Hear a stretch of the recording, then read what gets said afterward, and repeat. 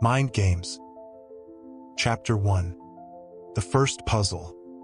The night was thick with tension as Detective Sarah Collins entered the dimly lit crime scene.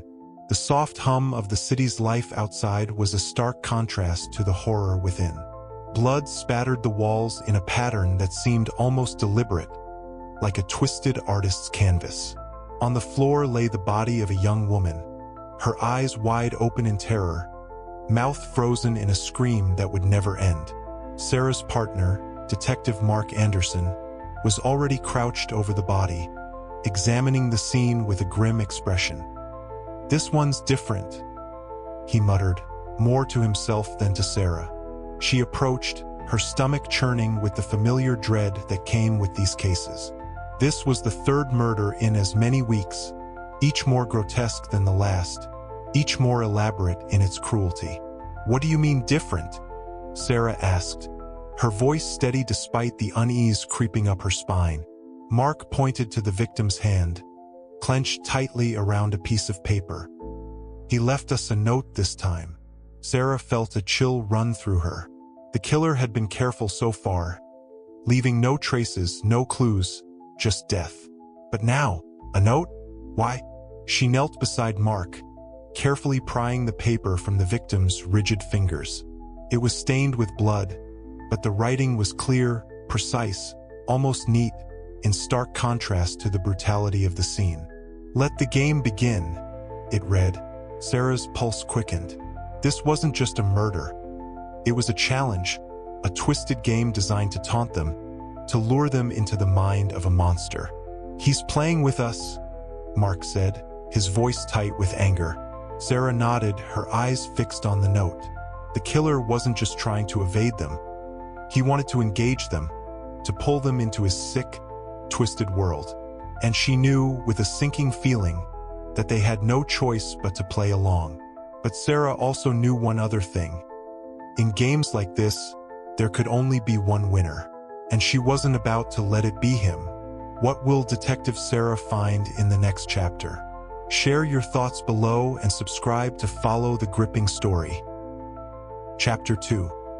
The game unfolds. The following days were a blur of frantic activity as Sarah and Mark delved into the mind of the killer, trying to anticipate his next move. The media had picked up the story, sensationalizing the details of the murders, dubbing the killer the Mind Gamer. It was a name that stuck, much to the frustration of the police force, who were now under immense pressure to catch this sadistic murderer. Each murder seemed to follow a pattern, but with an escalating complexity that left the detectives constantly on edge. The victims were all young women, seemingly unrelated, except for the fact that they were each abducted from places where they felt safe, home, work, or a familiar neighborhood. The killer's notes became a horrifying ritual. Each time, he left a message with the victim, always cryptic, always challenging them to decipher his twisted clues. It was as if he was daring them to catch him, leading them through a maze where the walls constantly shifted, where every turn could be their last. But it wasn't just the notes that bothered Sarah. It was the precision of the kills. The killer knew exactly what he was doing, how to manipulate not just the victims but also the investigators. He was always one step ahead, as if he could predict their every move. "Do you think he's one of us?" Mark asked one evening as they reviewed the case files for the umpteenth time. His voice was weary, his face lined with stress and sleepless nights. Sarah hesitated. It was a possibility they had considered but had hoped wasn't true. "It's possible. He knows our procedures too well. He's playing us like pawns." Mark sighed, leaning back in his chair. "What's his endgame, though? What does he want?" Sarah shook her head. "I don't know, but we need to find out before he decides to finish this game." Their conversation was interrupted by the ringing of Sarah's phone. She glanced at the caller ID, Captain Williams. "Collins, Anderson." The captain's voice was tense. "We have another body, and this one's different." Sarah's heart sank as she ended the call and grabbed her coat. Mark was already up, grabbing his things without a word. They knew the routine by now, but as they headed to the crime scene, Sarah couldn't shake the feeling that this time, the stakes were even higher. The killer was getting bolder, and she feared what that might mean for his next move. Chapter 3. The Breakthrough. The crime scene was eerily silent as Sarah and Mark arrived, the familiar glow of flashing lights casting shadows across the empty street. The victim was a young woman in her early 20s, just like the others. But as Sarah approached the body, she immediately noticed what the captain had meant by different. The woman wasn't lying down like the others. She was seated in a chair, her head tilted back, eyes staring blankly at the night sky. Her hands were placed neatly on her lap, and her face bore no signs of struggle or fear. Instead, there was a strange, almost serene expression on her face. "What the hell?" Mark muttered as they both took in the scene. Sarah's eyes scanned the surroundings, her mind racing. This was no random act of violence. It was staged, meticulously planned to send a message. But what was the message? She walked around the body, looking for anything out of place, anything that might provide a clue. Then she saw it. On the ground beside the chair, almost hidden in the shadows, was a small envelope. Sarah bent down and carefully picked it up. Inside was a single piece of paper folded neatly. She unfolded it, her heart pounding in her chest. The note was different this time. Instead of a taunt or a riddle, it was a list of names. Sarah's breath caught in her throat as she read the names, each one more familiar than the last. They were all women, all the previous victims. And at the bottom, written in bold letters, was the name of the woman sitting in the chair in front of her. "This is a hit list," Mark said, his voice shaking slightly as he looked over Sarah's shoulder. "He's been planning this from the beginning." Sarah nodded, her mind racing. The killer wasn't just picking random victims. He had a plan, a carefully constructed web that they had only just begun to unravel. But why these women? What connected them? Her thoughts were interrupted by the sudden realization that there was one more name at the very bottom of the list, her own. Sarah's blood ran cold as she stared at the paper. The killer wasn't just playing with her. He was hunting her. The game had taken a deadly turn, and she was the final target. "We need to find him," Sarah said, her voice tight with fear and determination. "Before he finds me." Mark grabbed her arm, his eyes filled with concern. "We will, but we need to stay focused. This is what he wants, to rattle us, to make us lose control." Sarah nodded, but she couldn't shake the feeling of dread that had settled deep in her gut. The killer was closing in, and she knew they were running out of time. The hunt is on, and Sarah is now in the killer's crosshairs. Will she catch him before it's too late? Subscribe to follow the nail-biting chase. Chapter 4. Into the Abyss. The tension in the precinct was palpable as Sarah and Mark returned, the weight of the killer's latest message pressing heavily on their minds. Sarah's name on that list had shifted the dynamic. This was no longer just a case. It was personal. The other detectives glanced at her with a mix of concern and unease, as if they too realized that the game was nearing its final stages. Captain Williams called them into his office as soon as they walked in.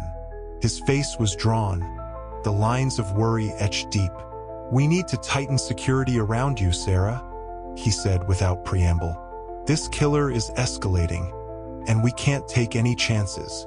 Sarah shook her head, determination hardening her features. "I'm not going to hide, Captain. That's what he wants. If we back down, we're giving him power."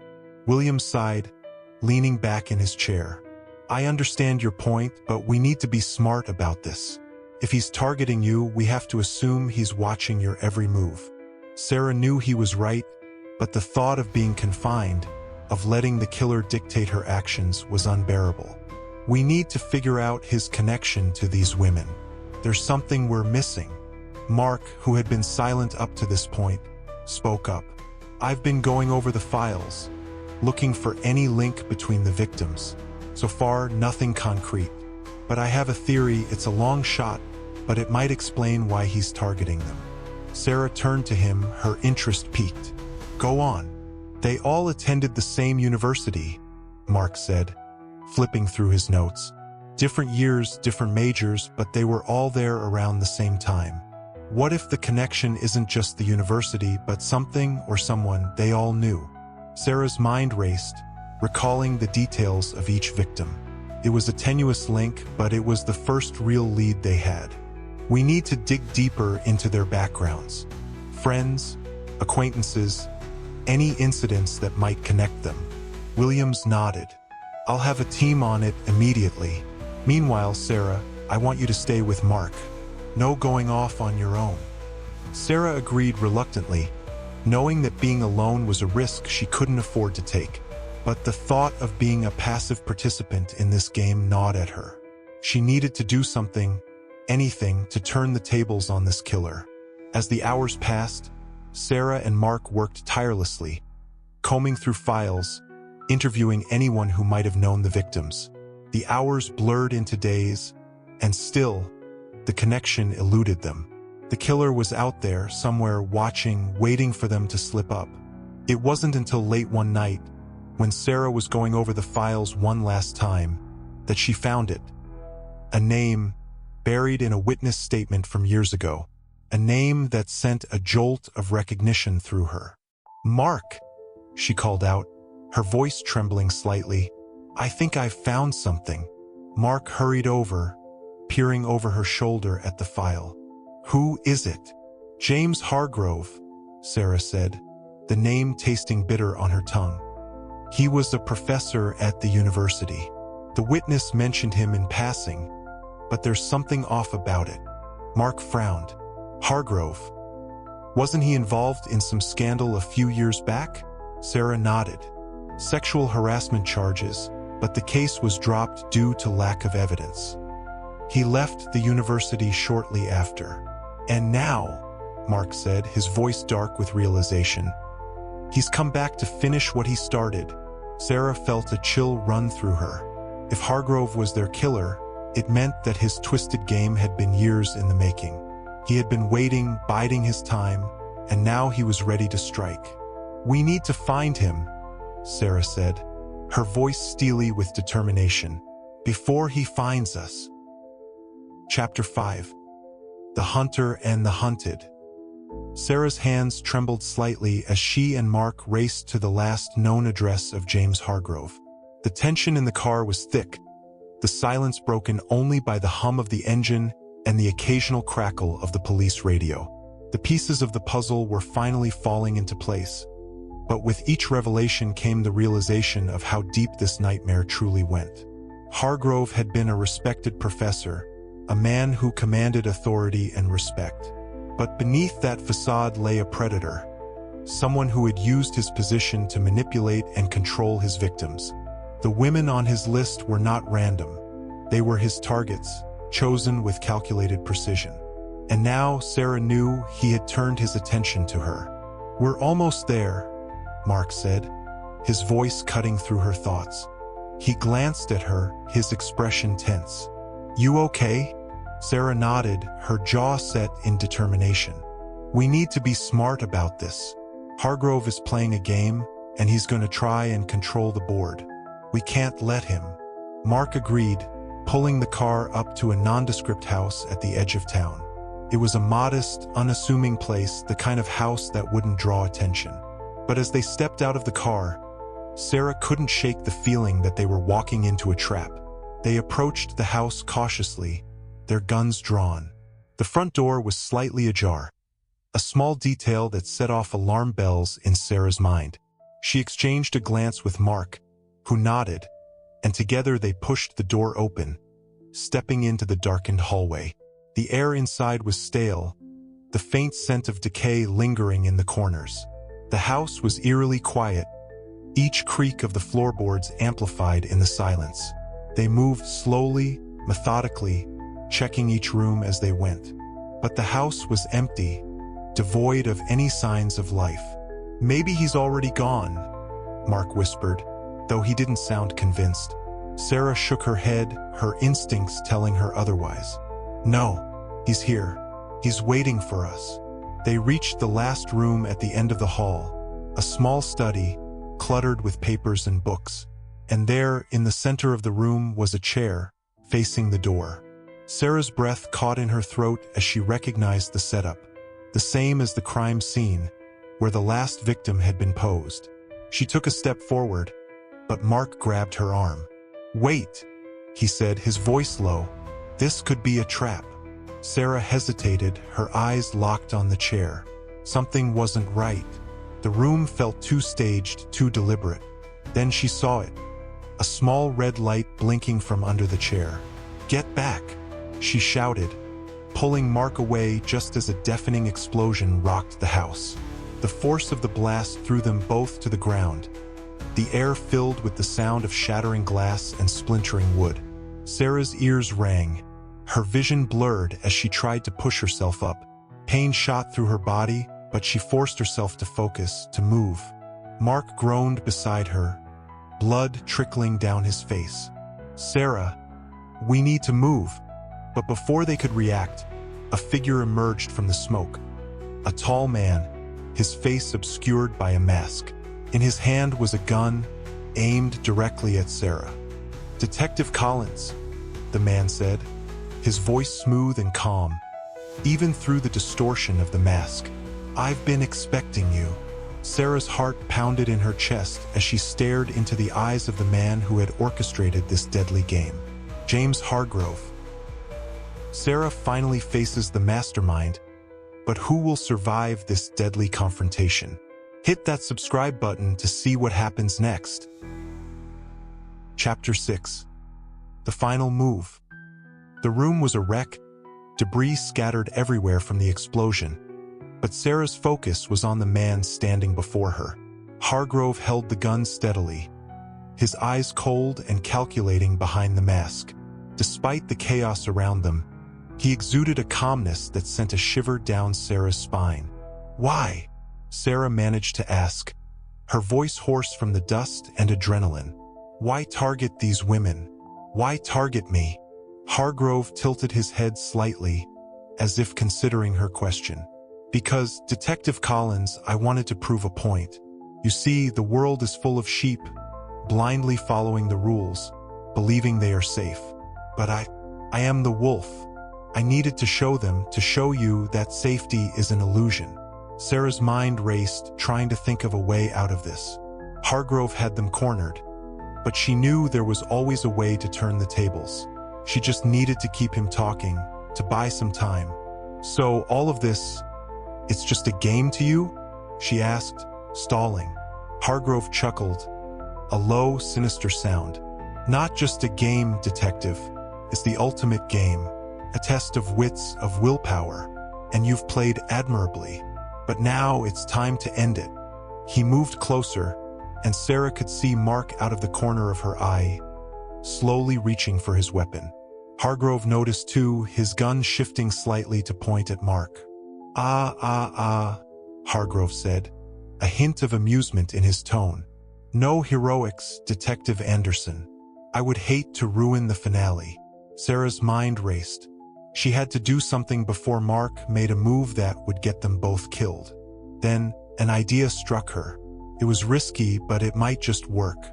"You think you've won, Hargrove," Sarah said, her voice steady despite the fear coursing through her veins. "But you've underestimated us. We're not just pawns in your game." Hargrove paused, his eyes narrowing behind the mask. "Oh? And what exactly do you plan to do about it?" "This," Sarah replied, and with one swift motion, she grabbed a shard of glass from the floor and threw it at Hargrove's face.